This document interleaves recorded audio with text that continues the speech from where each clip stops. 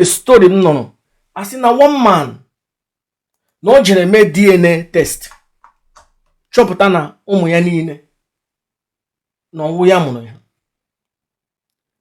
Jee na all these churches, jee na major Roman Catholic churches. 60% of the women ọwụ di ha mụ nwa ha. Jee na all these churches yi nwere ndị this bullshit o mechara fancha ndị na-ahụ a na-ekwu ụmụ nwaanyị anyị nọ America na ụmụ nwaanyị anyị nọ Europe, 60% of them ọwụ di ha nwa ụmụ ha. And in fact di ha nwere ike o feel na one of them na ọwụ ya mụ ya oge ekwu okwu ya ekwu okwu ewere polythene bag bupụrụ ibu ya eji. Ihe a wụ nsogbu ụmụ nwoke ndị Igbo na-enwe na by ije alụrụ all these people say na ha wụ ndị Christian. Elụrụ ha kpọrọ ha je ala bekee. The next day ha gbapụghị eji. The next day ha choose mgbe ha ga-eje night club. Sị gị taa na ha ga-eje club taa ha na their friends ga-eje club. Gaa nọ na bed, gaa nọ n'ime ụlọ gị legide ụmụ gị. Nwaanyị gị na ụmụ nwaanyị ndị ọzọ na-enweghị di eje club jee gba uri ṅụọ mmanya. Ha na-agba uri, ụmụ nwoke na-abịa agbanyere ha uri. Na-abịa agbanyere ha uri. Nwaanyị ga-abata early morning. Ịma ebe nwaanyị gị labara, ịma na nwaanyị gị ejene je meet nwoke ọzọ. Amụọna gị nwa, ịma na nwa gị na ọwụ gị nwe. 60% of ụmụ nwaanyị Igbo nọ na Christianity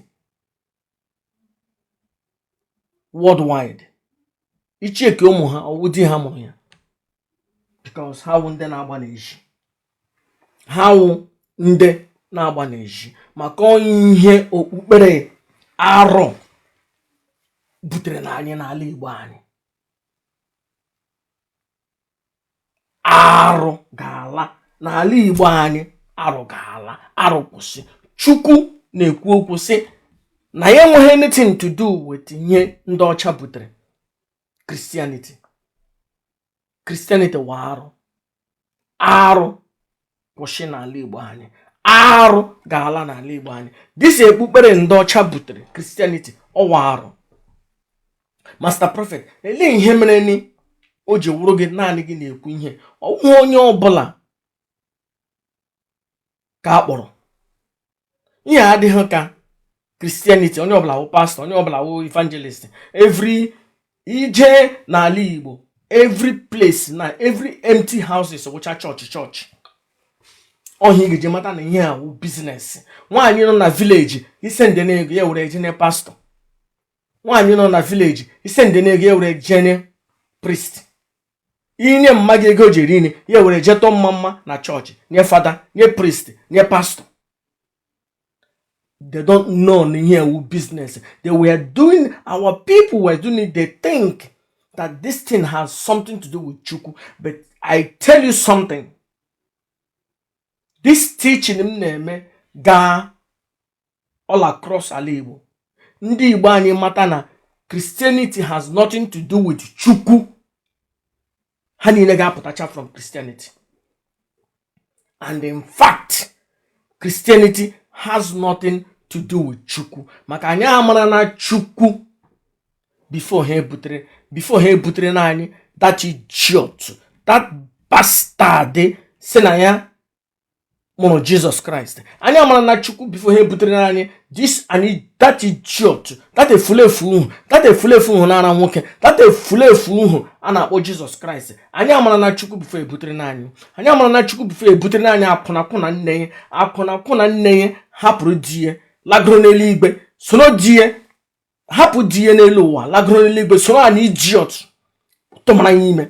Let me tell you, n'ala Igbo enwere a lot of men na-ewe iwe na ha mata na di na nwaanyị ha gbara ha okwe onye ọzọ atụmaghị ime, ha na-ewe iwe. But ha nọ na Christianity gị iwe ogu ga-ama gị, Chineke ga-akpọ gị ọkụ. Because ikpetere na Jesus Christ asị gị na nwoke gara aga buo mmanya kwụọ ụgwọ isi that idiot a na-akpọ Mary. Ruo mgbe di ya ga-abịa atụmanya ime, anyị idiot abịa kpọrọ ya atụmanya ime, ga-agba ya acha ya adịghị mma. otu nke oge ji adị gị. Nwaanyị gị onye ọzọ ga-atụma nwaanyị gị ime gị kwuo pim, Chineke akpọ iji ọchọ dịka gị ọkụ, Chineke akpọ efu dịka gị ọkụ, because ikpere na Jesus Christ na onye ọzọ tụmara ya ime ga-ekpere. Are you not an idiot? Onye ọzọ gara buo mmanya nwaanyị, lụọ nwaanyị, kpọbata n'ụlọ ya, onye ọzọ abịa tụma ya ime ga-ekpere. Otu nke ọ ga-eji adị gị, and gị kwuo pim, Chineke akpọ iji ọchọ dịka gị ọkụ. Chineke kpọọ Mary ọkụ, Virgin Mary. Chineke kpọọ para apụna ya ọkụ. Chineke kpọọ that idiot si na ya with the God of the Bible. Kpọọ those 3 useless idiots, kpọọ ha ọkụ n'ahịa na-anọkọ ala Igbo. Ekwensu pịawa ha azụ, jee pịawa ndị eji rie ụmụnne m na ụmụnna m ọrụ, ndị Igbo ọrụ. Pịawa those useless idiots azụ, pịawa Jesus Christ azụ, pịawa apụna nne ya azụ, pịawa nna iberibe ya azụ. Ndị Igbo, do you know what? Those idiots created never existed. Onye eji ndị ọcha ji rie anyị ọrụ, ma anyị ahapụ ekwensu, ma anyị ahapụ Amadioha, ma anyị ahapụ ihe ndị niile Chukwu domere ji chọọ ala Igbo anyị mma. Anyị na-achọ na anyị chọọ ije eluigwe. Ndị ọcha eburu mmanụ anyị, buru ihe ọma niile anyị nwere n'ala Igbo, buru larie, domere naanị idiots, priests and pastors n'ala Igbo. Ndị Igbo bilitenụ. Chukwu na-ekwu okwu. Chukwu has nothing to do with Christianity. Chukwu has nothing to do with all these idiots na-akpọ ha Reverend Fathers, priests and pastors, all those evangelists. Ha na-akpọ Chukwu bete obi ha na ebe ọzọ. Imagine ije na Christianity, ha na-asị oh Chukwu, obi ha nọ na Jesus Christ. Anaghị eche Chukwu, anaghị eche Jesus Christ, because obi ha nọ na onye ọcha, an idiot that never existed.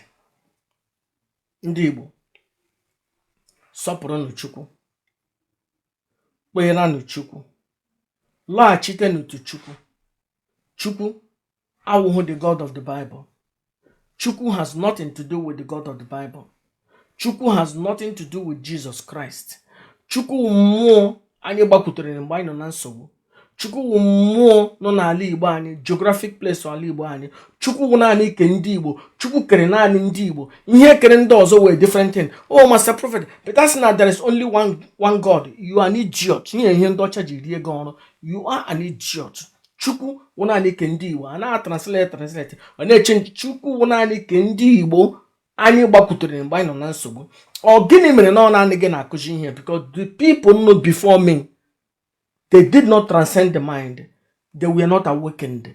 They were operating under the notion, under the influence of the slave masters. Ihe ndị ọcha kọrọ na ha, idiot kọrọ na ha, ha hapụ ihe nna ala nna ha, soro efulefu akụkọ ndị gburu nna nna ha. Is it not? Ọwụ ha arụ, ọwụ ha na iberibe, na isoro ndị onye gburu nna gị ga-esoro ya. Maracha na ya gburu nna gị, gasị yes, maybe na nna gị gburu was a good thing.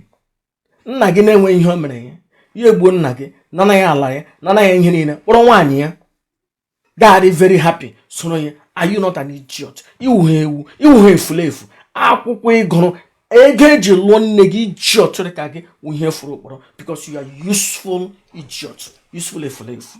Chineke, ala Igbo na-agba aghara, ala Igbo na-agba aghara. Ala efuone. Chineke, ala Igbo efuone. Chineke, ekelene m gị na ikuniene.